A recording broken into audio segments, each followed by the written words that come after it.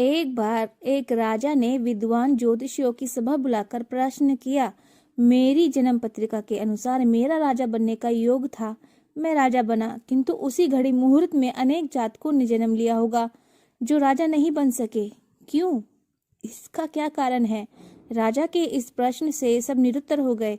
अचानक एक वृद्ध खड़े हुए बोले, महाराज, आपको यहाँ से कुछ दूर घने जंगल में एक महात्मा मिलेंगे, उनसे आपको उत्तर मिल सकता है। राजा ने घोर जंगल में जाकर देखा कि एक महात्मा आग के ढेर के पास बैठकर अंगार खाने में व्यस्त हैं। राजा ने महात्मा से जैसे ही प्रश्न पूछा, महात्मा ने क्रोधित होकर कहा, तेरे प्रश्न का उत्तर आगे पहाड़ियों के बीच एक और महात्मा है, वो दे सकते हैं। राजा की जिज्ञासा और बढ़ गई। पहाड़ी मार्ग पार कर बड़ी कठिनाइयों से राजा दूसरे महात्मा के पास पहुंचा। राजा हक्का बक्का रह गया। दृश्य ही कुछ ऐसा था। वे महात्मा अपनी ही मांस चिमटे से नोच नोच कर खा रहे थे। राजा को महात्मा ने भी डांटते हुए कहा, मैं भूख से बेचैन हूँ, मेरे पास समय नहीं है। आगे आदिवासी गांव में एक बालक जन्म लेने वाला है जो कुछ ही देर तक जिंदा रहेगा। वह बालक तेरे प्रश्न का उत्तर दे सकता है। राजा बड़ा बेचैन हुआ। बड़ी अजब पहेली बन गया मेरा प्रश्न। उत्सुकता प्रबल थी। राजा पुण्य कठिन मार्ग को पार करके उस गांव में पहुंचा।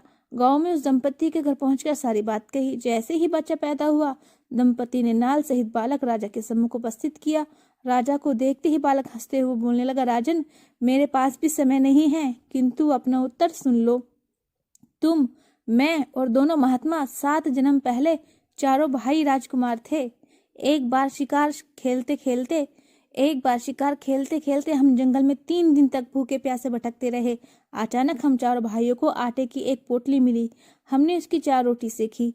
अपनी अपनी रोटी लेकर खाने बैठे ही थे कि भूख प्यासे तड़पते हुए एक महात्मा वहां आ गए।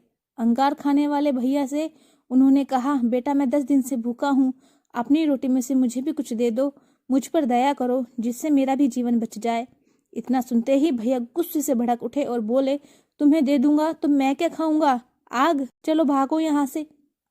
वो महात्मा फिर मांस खाने वाले भैया के निकट आए। उनसे भी अपनी बात कही, किंतु उस भैया ने भी महात्मा से गुस्से में आकर कहा, मुश्किल से ये रोटी प्राप्त हुई है, अगर ये रोटी मैं तुम्हें दूंगा तो मैं अपना मांस नोच कर खाऊंगा। भूख से लाचार वे महात्मा मेरे पास भी आए, मुझसे भी रोटी मांगी, किंतु मैंने भी भूख में दहरेक होकर कह दिया कि चलो आगे बढ़ो, मैं क्या भूखा मरूं। अंतिम आशा लिए वो महात्मा, हे राजन, आपके पास ही आए, दया की याचना की। दया करते हुए खुशी से आपने अपनी रोटी में से आधी रोटी आदर सहित उन महात्मा को दे दी। रोटी पाकर महात्मा बड़े खुश हुए और बोले, तुम्हारा भविष्य तुम्हारे कर्म और व्यवहार से फलेगा।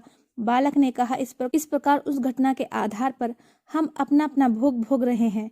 और बालक मर गया। धरती पर एक ही समय में अनेकों फल फूल खिलते हैं, किंतु सबके रूप, गुण, आकार, प्रकार, स्वाद भिन्न होते हैं। गलत पासवर्ड से तो एक मोबाइल भी नहीं खुल पाता है, तो सोचिए गलत कर्मों से स्वर्ग के दरवाजे कैसे खुलेंगे।